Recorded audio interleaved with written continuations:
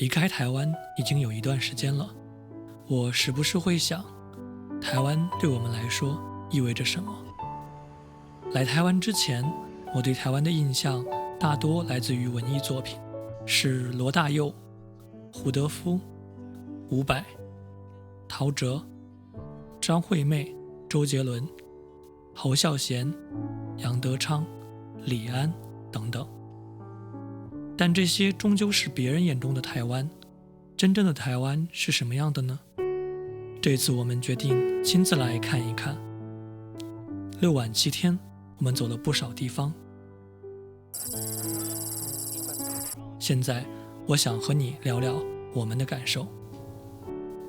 台湾值得去吗？当然值得，我非常推荐你来台湾旅行。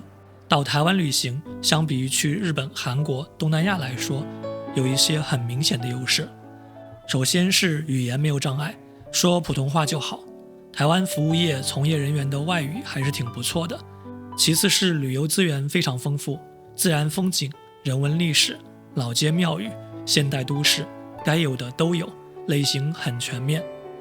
第三点，旅行成本相对比较低，基础设施不输日本，又很安全，所以性价比超高。我们是从香港飞台北的，机票不贵，500-600人民币左右。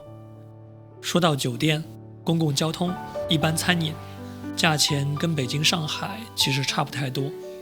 对于一个常住澳洲的人来说，到台湾旅行真的是很幸福了。推荐去哪里玩？我们这次主要是在台北和周边活动，没有跑太远。如果是第一次来，台北肯定是得安排几天时间的。就我个人而言，台北故宫博物院是必去的，九份、十分、淡水这几个地方也都值得一看。我们的视频发出来之后，很多台湾朋友留言推荐花莲、台东、台南、高雄。下次如果能安排满15天的行程，我一定会加上这些地方。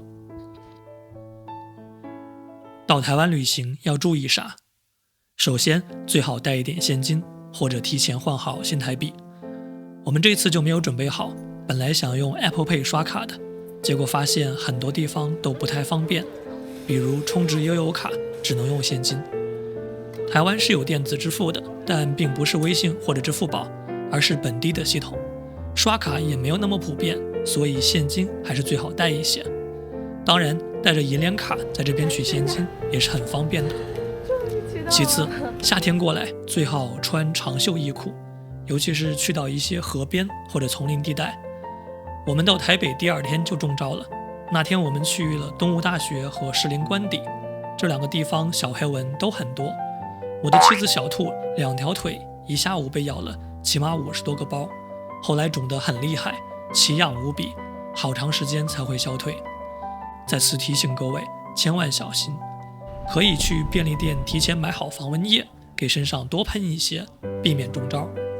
第3个，夏天台北还是挺热的，我们去的时候是5月下旬，最高温已经到了40度左右，而且夏天会有台风，可能会影响到航班，下雨天也会比较多，所以很多人都推荐我们天气凉爽一些的时候来。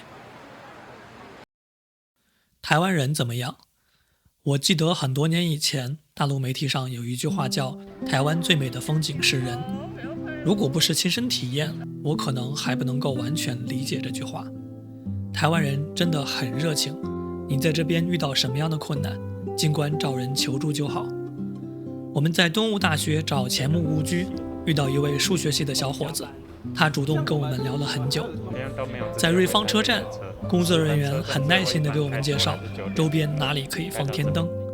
一位大姐主动跟我们搭话，推荐我们去三貂岭。在九份遇到的卖花生的大叔，很耐心地给我们介绍悲情城市这家饭店的情况，还送给我们花生吃。我们在士林官邸问路，有位阿姨很热心地跟我们说，这里还有兰花可以看哦。我们夜爬象山，遇到一对父子，他们把外套落在山顶一整天。我们爬到山顶的时候，竟然帮他们找着了，一整天在那儿都没有丢。我们在台湾遇到的几乎每个人都很温柔且耐心。台北很旧吗？来台湾之前，我其实听到好几个人这么说过，但我觉得这种说法太片面了。台北的城市景观如何，取决于你去哪个区域。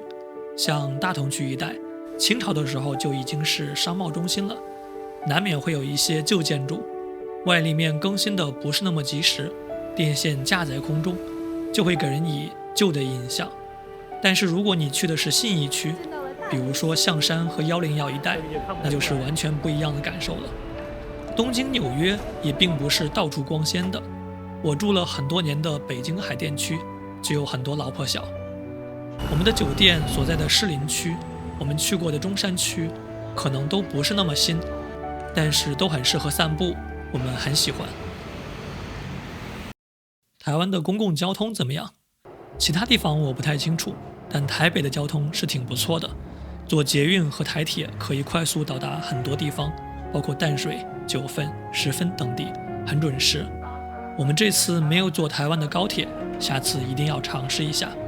我前面也提到了，这里的交通费真的不贵，台北的公共交通水平比我住的悉尼好多了。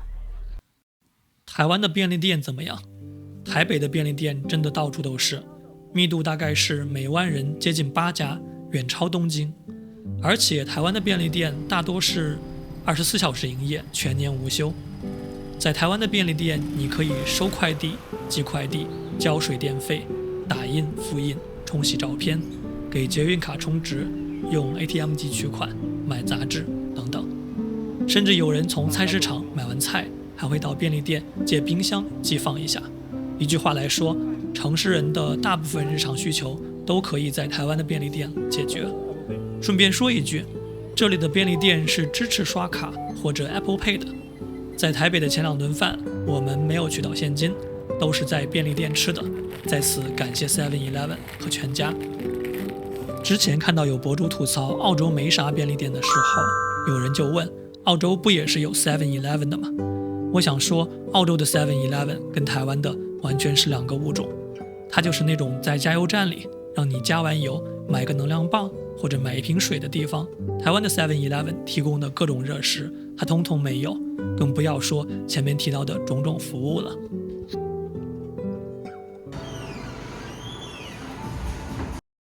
满街摩托车会很危险吗？台湾的摩托车真的很多，满大街都是。相信看过我视频的朋友一定看到了很多的摩托车，这跟我们在越南看到的很类似。我们在越南看到的是摩托车随便横行，完全不会礼让行人。跟越南不一样的是，台湾是一个高度发展过的社会，这里的摩托车司机很守法，很安全。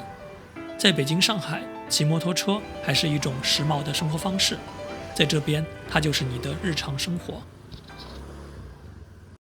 台湾真的保留了很多的传统吗？是的，这是我觉得台湾最动人的部分之一。这里庙宇香火鼎盛，节庆活动频繁，信仰生活跟日常生活紧密交织。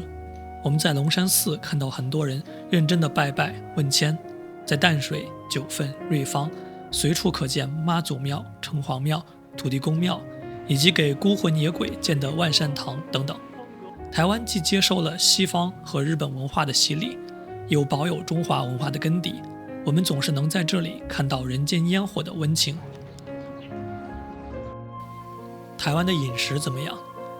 说到饮食，我们在台湾期间基本上是吃小吃为主。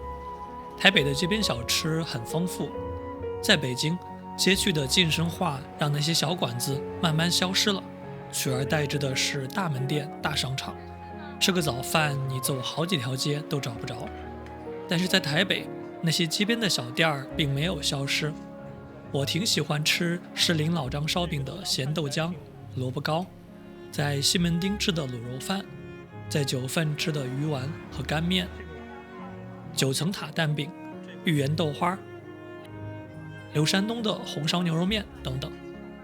离开台北前，我们还在台北车站里找着了卖台铁便当的地方，吃了2份便当，价钱很公道，一份100块新台币的样子，味道说不上来有多惊艳吧，但肯定不差。我们还逛了士林夜市和宁夏街夜市，2次都因为特殊的原因没有吃到很多东西，但是氛围还是挺好的，挺好逛。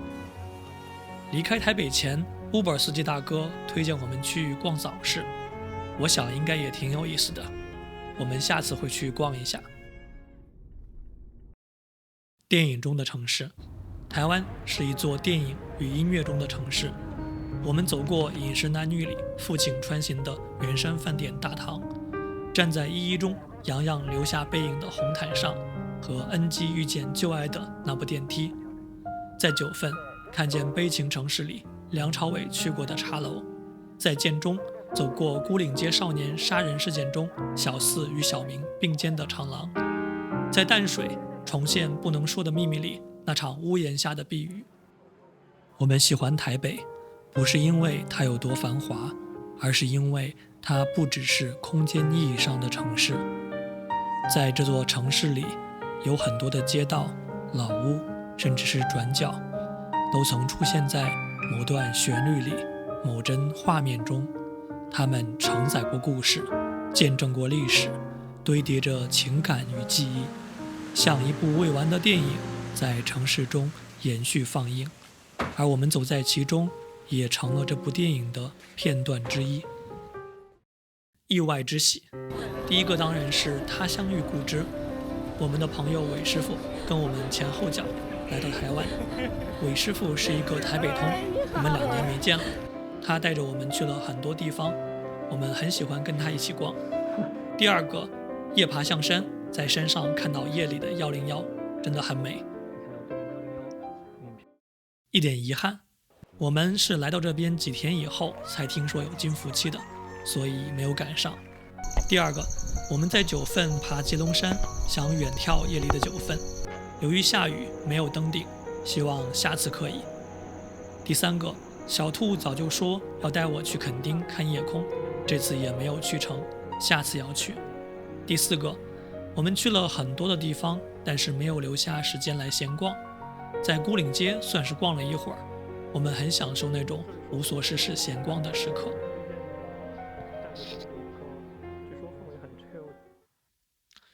视频的最后，我们非常感谢与我们一起在台北逛的韦师傅，我们在台湾遇到的各位热心的朋友，也非常感谢看了我们的影片并且留言的朋友们，你们给我们提供了很多有用的建议，让我们知道了很多好玩的地方。你们的鼓励给了我们继续创作的勇气，也希望以后多多支持我们的影片，多多批评指正。我们下期视频见。